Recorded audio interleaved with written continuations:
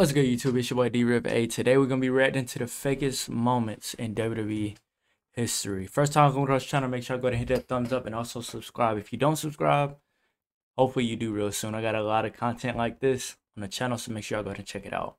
Without further ado, let's get into this video. The world's strongest man! The art of selling is one of the nuances of wrestling that is very hard to do well. He's gonna hit him with that spear! And very easily to do poorly.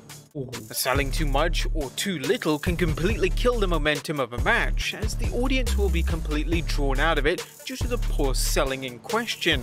Well, that being said, sometimes a move can go wrong or even completely miss. And Brian misses with it.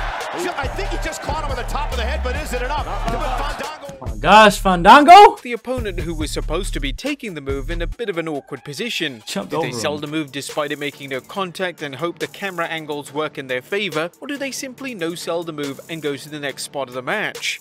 Kalisto got caught. And there's the... Well, So basically, it looks like this is gonna be botch compilation. Basically, that's what it seems like this is finna be, because that's what it looks like a lot of this is. there are 10 instances where wrestling moves made zero contact, but was sold anyway. It may have questioned younger fans thinking, is this whole WWE thing fake? But be sure to subscribe exclusive. I don't think Sheamus got all of it, John. Number one, JBL sells Jericho's Bulldog. Let's see. And there he is, ladies and gentlemen, Chris Jericho, Y2J! When Chris Jericho returned at the end of 2007 with a new haircut, he also changed his entire gimmick. Gone was the Rockstar-esque gimmick that he left WWE with in 2005. This is here! This is now! This is the second coming of Y2J! And in its place was the Save Us Y2J gimmick, where he was going to save WWE from top heels on Raw such as Randy Orton and JBL. Look out! And Chris Jericho! There's no way to do any talking! The latter Jericho would face at the 2008 Royal Rumble pay-per-view inside Madison Square Garden. Now, MSG is well established JBL is a the big world's dude, most bro. famous arena, and everything that occurs in MSG is remembered for a lifetime. If you make it to Madison Square Garden and that's all you ever do is wrestle a preliminary match in Madison Square Garden, your career has been made. Unfortunately, JBL and Jericho on this night probably wish that wasn't the case. The two former world champions just never really clicked in the match. It looked sloppy, poorly put together, and both looked uncomfortable working with each other. During a spot in the match, Jericho was about to go for his trademark running bulldog when he somehow missed JBL's head. Jericho again trying to quicken the pace. The tenacious Chris Jericho. However, Why he didn't grab his head, though? If he would have grabbed his head, he would have been able to sell it. But you didn't grab his head. JBL sold a bump, and it looked incredibly awkward as the two tried to get the match back together. Naturally, the MSG fans let the two have it, with audible boos being heard after the unfortunate botch. Trying to quicken the pace. The tenacious Chris Jericho. Hey. Number two, I know your Lars crowd ain't Sullivan having it. sells Black Mass. Tommy End, who has recently signed to NXT and said He came to NXT as Tommy N. I know his Tommy N was his name in the Indies. I didn't know he came to NXT as Tommy N. I thought he was only in NXT as Aleister Black. The more you know. quote, I came to NXT to burn it down. NXT in theory is supposed to be a developmental brand where new and upcoming stars shine before moving on to the There's no way, bro. NXT in theory is supposed to be a developmental brand where new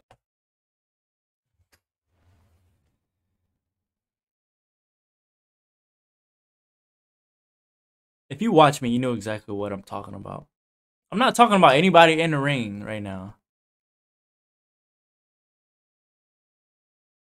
I know you see somebody in the crowd that sticks out, right? It's only one person that sticks out in the crowd, like a sore thumb.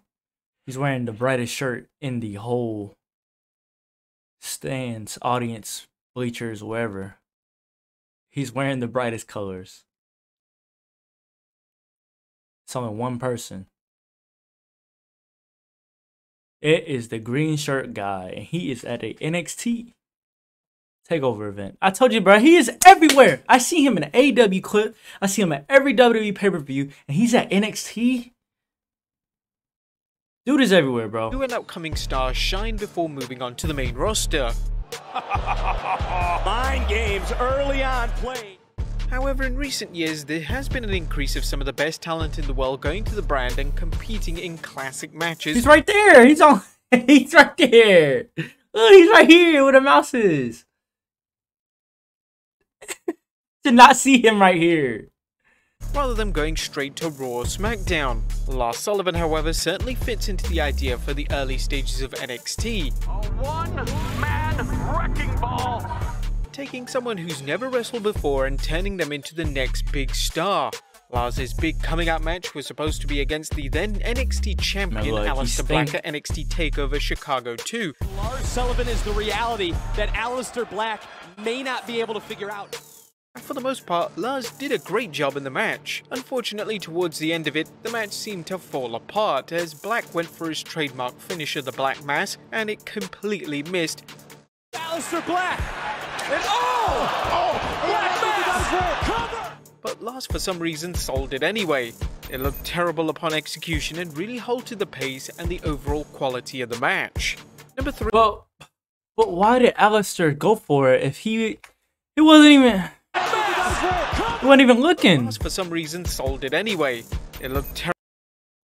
You can see him from the corner of your eye before he spent that he's not even paying attention. Terrible upon execution. He did it too early. He halted the pace and the overall quality. If he would have waited 1 second, he would have did it. He would have had him. The Undertaker clearly doesn't connect with the big boot. Greatest entrance of all time. WrestleMania 34's top storyline involved the return of The Undertaker, whom John Cena had called out weeks prior. Allow me to try my best. Do you want to see The Undertaker kick my ass at WrestleMania? The idea for the story was that The Undertaker could still go following his disastrous main event match a year prior at WrestleMania 33 against the big dog Roman Reigns. That still makes me mad, the fact that he even got in the ring with Roman Reigns, bro. You are looking at the two super. I know y'all see him. Him and the dude with the white shirt beside him are at everything. It's right here. And white shirt right here is... However, one of the more infamous moments in the short match came early on when The Undertaker went for a big boot, and it clearly missed Cena by quite a substantial distance. However, Cena obviously sold the move and the match continued. That doesn't look that bad. The match was so quick, it was hard to notice, and anyone who did notice the lack of connection had already forgotten about it. It doesn't look that bad. Number 4, Kane sells the GTS. GTS! What happened to Elijah Burke? Now the go-to-sleep finisher involves CM Punk lifting his opponent off his shoulders and hitting his knee onto their head on the way down. Now a problem sometimes arises when Punk has to lift a larger opponent, as Punk himself isn't the biggest or strongest wrestler, meaning it is a move that looks best when executed on smaller opponents. Watch Ray's face. Oh, the go-to-sleep right into the nose. In a match with Kane on SmackDown during CM bro. Punk's Straight Edge Society phase, Punk went to hit Kane with the trademark GTS towards the end of the match. Unfortunately, Punk clearly didn't realize just how heavy the former world champion was, meaning Kane just awkwardly fell off Punk's shoulders to the mat whilst making a bizarre grunting noise. 300-pound GTS! Yes, we will! Bizarrely, this was the finish of the match, and this was during a time when SmackDown was taped, meaning WWE could have filmed another finish or simply edited it out, but they instead opted to keep the mistake in. Number 5, Gail Kim and Mickie James have an off day. Gail Kim and Mickie James are well established as being two... Wait a minute. How was they going to put it in another edited finish? With the crowd there. It would have been too obvious if they would have did that. But they instead opted to keep the mistake in.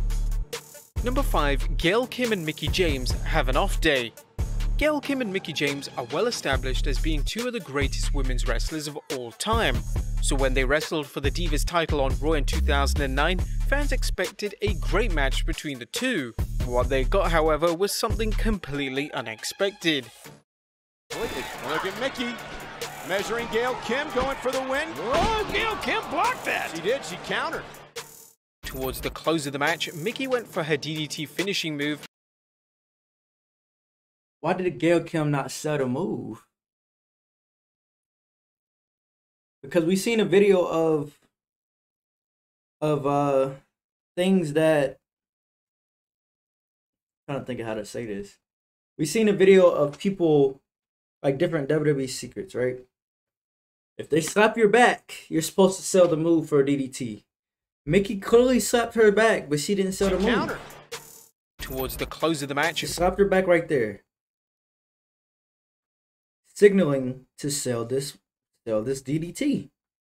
She did not sell this DDT. Mickey went for her DDT finishing move, however, Gail awkwardly fell over, meaning the move was completely botched. Mickey then went for the Mick kick and completely missed it, and as Gail was about to sell the missed move, Mickey landed a punch and pinned Gail to win the match. That was Mickey. She thought she had Gail Kim finished off there. Gail, I believe Mickey just caught her on the I love wrestling, bro.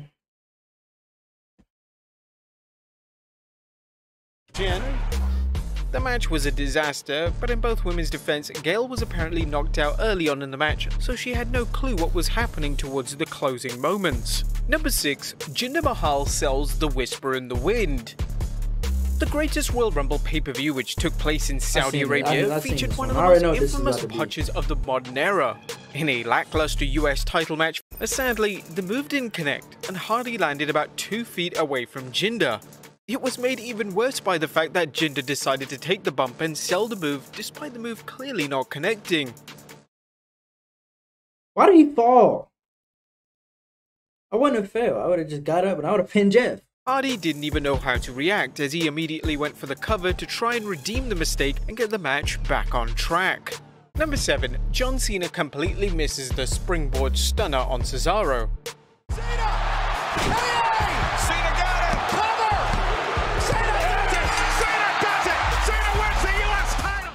Following John Cena winning the US title from Rusev at WrestleMania 31, Cena began the US title Open Challenge. John Cena US Open Challenge starts now. You want some? Come get some! This was a featured segment on Raw where Cena would face someone different every week for the US title. Over the past couple of months, John Cena's had to change things in his game. He's had to evolve a little bit. This period of Cena's career was notable for him delivering his best work, as he had classic after classic on a weekly basis. And now at this point, Cena started to evolve, adding new moves into his arsenal for these matches, and one of the moves he added was the springboard stunner. Cena building momentum, second row. What the? Cena, cover! This was a move that involved Cena bouncing off the ropes and hitting a stunner on his opponent. Now, Cena isn't the most graceful wrestler in the world, so the move usually looked bad. Notably during a match with Cesaro on Raw. Cena trying. Uh-oh. Oh, Cena. Whoa. Stunner. That didn't look that bad. That didn't look that bad though. The move and failed to make any contact with Cesaro. However, the Swiss Superman sold a move like death anyway. That didn't look that Number bad. 8. Linda McMahon gets stunned. How about it? It's homecoming! Back on USA! Raw Homecoming was a special episode of Raw which took place in 2005. The reason for the Homecoming title of the show was that it was the first Raw on the USA Network since 2000, and that this would be the network that they would stay on to this very day. Special appearances were made throughout the show, and it included notable matches such as Kurt Angle vs Shawn Michaels in an Iron Man match, and John Cena vs Eric Bischoff. I wanted to show you something. That right.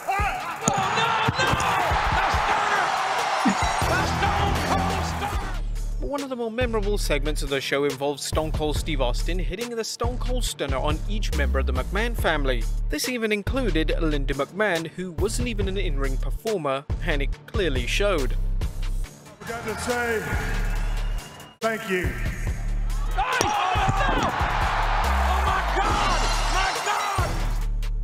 Austin had to be extremely careful with Linda and had to make zero contact with the move, meaning it looked pretty awful.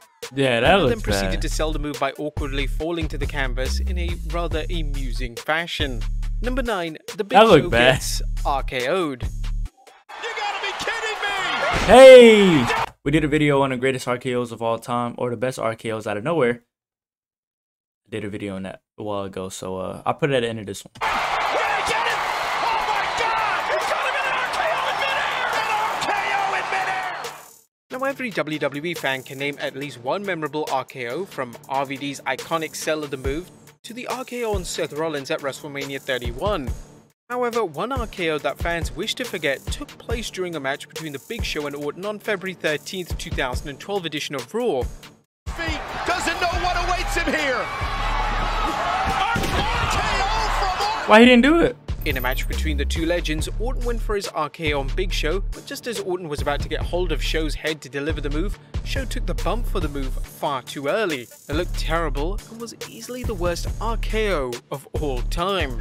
And number 10, Cena's 5-knuckle He shuffle. should have just failed. Randy should have just fell with him. Holy fudge and mustard! My life is being ruined by the internet! John Cena has often been criticized for not being snug enough in the ring. This means that his offense looks super fake, and it never looks like his moves are actually hurting his opponents. In trouble. Leg drop. I believe caught both men. I think John Cena hit them both. He does it or Miss just... Cena clearly misses his opponent every time, and his opponent No, he sells doesn't. it like death. He doesn't miss him every Since time. Cena's match with The Miz on Raw in 2009, Cena lands about He misses a lot of from times, but he Miz's don't head. miss every time. Was this down to poor camera work, or is it simply Cena being scared of hurting He's hitting his him. opponents? He's hitting him. He In the just case, hitting it him a was little bit. awful. And But he's not hitting younger him every fans were time. Thinking, why did that He's not hurt? missing every So time. there you bro. have it, guys. 10 wrestlers. Whatever, bro. He ain't missing every time. I've seen times where he actually does hit him. He's not hitting him hard. Of course, he's gonna make the move look like he hitting him, but he's not missing every single time. So, what y'all think, man? Anyway, first time coming across the channel, make sure I go to hit that thumbs up for your boy. Like the video, subscribe if you're new. It's your boy D-Riv, man. I'm out.